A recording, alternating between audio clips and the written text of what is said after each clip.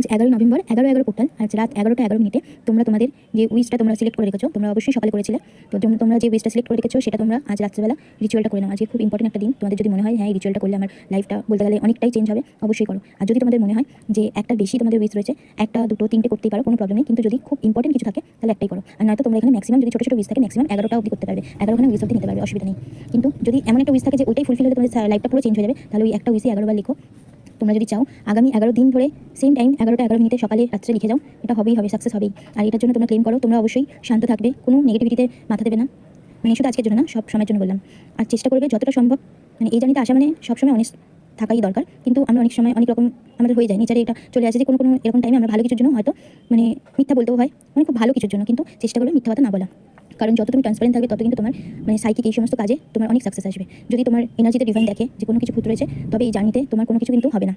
তো তোমরা চেষ্টা করবে আজ রাত 11টা 11 মিনিটে করে নিতে। তো একবার দেখে নেবে যে তোমরা যে জিনিসটা চাইছো ওটা আদৌ তোমার লাইফে যদি ফুলফিল হয় তাহলে ঠিকঠাক হবে। তো ভালো করে ভেবে চিন্তে তারপরেই উইশটা করবে, কারণ এটা হয়ে যাওয়ার সম্ভাবনা অনেক বেশি। যদি তুমি ঠিকঠাক ম্যানিফেস্ট করতে পারো এটা হয়েই যাবে, ধরে নাও।